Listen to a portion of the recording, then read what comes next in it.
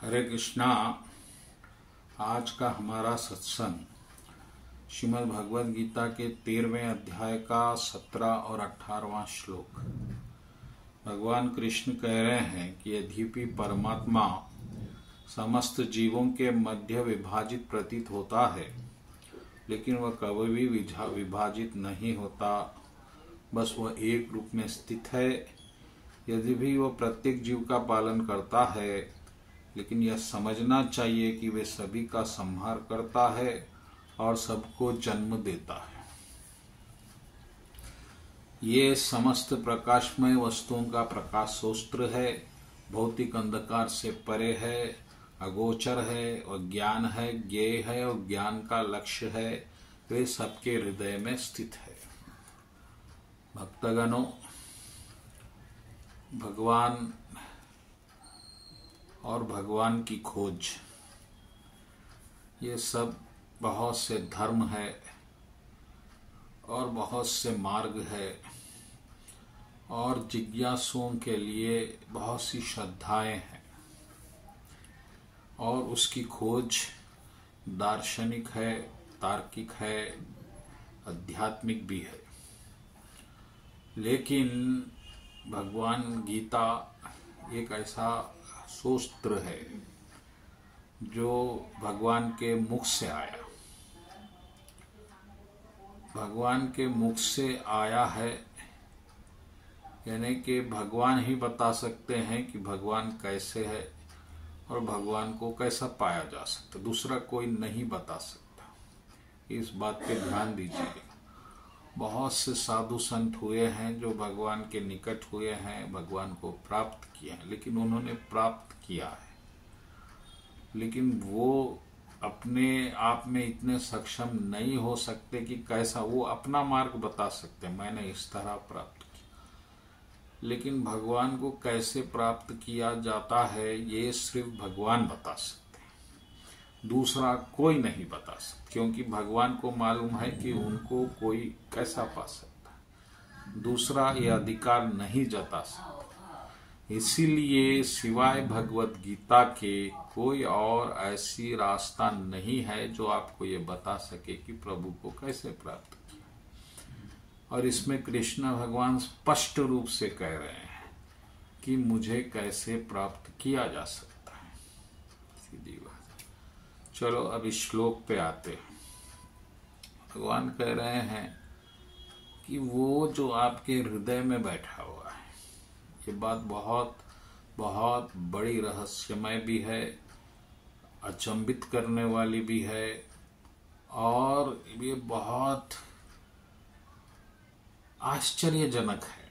हमारे हृदय में बैठा हुआ है और हमको कुछ नहीं मालूम, हमको मालूम ही नहीं है कि वो जिनको हम बाहर ढूंढ रहे हैं, मंदिर में, मस्जिद में, तर्क में, वेद में, पुराण में, शास्त्र में, वो आपके हृदय में बैठा हुआ है। और वो हृदय में बैठा हुआ ही नहीं है, वो आपका पालन करता भी है, संहार करता भी है और जन्मदाता भी है। यानी कि आपका जन्म से लेकर मरण, ये जो क्रिया हो रही है, ये सब परमात्मा कर रहा है पहले। इसके बाद आता है वो ज्ञान है, ज्ञेय है और लक्ष्य है। तो जो ज्ञान हम ढूंढ रहे हैं, सत्य की जो खोज हो रही है, वो उसी के लिए है। वो ज्ञान का लक्ष्य है, वो जानने योग्य है, वो स्वयं ज्ञान है, ये बात भी है। और फिर वो कहाँ है? आपके हृदय में स्थित है। तो भक्तगणों, मुझे इतना बताइए, जब आपके हृदय में भगवान है तो फिर आप ऐसा कोई प्रयत्न क्यों नहीं करते जिससे आप उसके साथ हो जाएं, साथ रहें? क्योंकि आपने अब तक जो जीवन गुजारा है उसमें थोड़ी पूजा पाठ की है, मंदिर गए हैं, नाम जपे हैं, व्रत रहे हैं, कुछ कुछ किया है, लेकिन ये पूर्ण नहीं है। इससे आपको पूर्ण शांति, पूर्ण तृप्ति नहीं मिल रही है। उसका कारण ये है कि आप परमात्मा से वंचित है। जब परमात्मा दिल में है, शरीर चल रहा है उसकी कृपा से, तो फिर आप परमात्मा के साथ रहने में दिक्कत क्या है? दिक्कत ये है कि आपको विश्वास नहीं है। आप ये मानने तैयार नहीं है कि उतने बड़े भगवान, जिनको हम मंदिर में बड़े बड़े यात्राएं करके दर्शन करते हैं, जिनको योगियों ने बड़ी बड़ी तपस्या करके पाया है, जो अत्यंत दुर्लभ है, अत्यंत कठिन है जिनका मार्ग, वो हमारे हृदय में बैठे हुए हैं। लेकिन अगर आपने विश्वास जमा लिया कि वो हैं, मेरे साथ हैं और मैं उनके साथ रह सकता हूं दिन भर, तो निश्चित ही यही सिद्धि है। इससे बढ़ के कोई सिद्धि कोई शास्त्र में, कोई इतिहास में नहीं है। तो भक्तगणों, इस बात पे ध्यान दीजिए, श्लोक बहुत महत्वपूर्ण है। आप ज्ञान की बात करते हैं तो कृष्ण कह रहे यही ज्ञान है, यही ज्ञान का लक्ष्य है, यही जानने योग्य है। मैं तुम्हारे साथ हूं, था, रहूंगा। और ये आपका जो शरीर मैंने आपको दिया, ये मैंने दिया कृपा से। इसको मैं संभाल रहा हूं, बड़ा कर रहा हूं, पाल रहा हूं, और इसका मैं अंत भी करूंगा।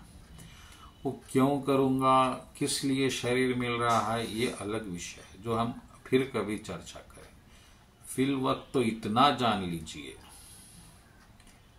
कि आपको एक सहारा चाहिए जो आपकी हर परेशानी, आपकी हर चिंता को हर ले, आपका जीवन सुगम बनाए और आप चिंता रहित जीवन व्यतीत करें, और वो है परमात्मा।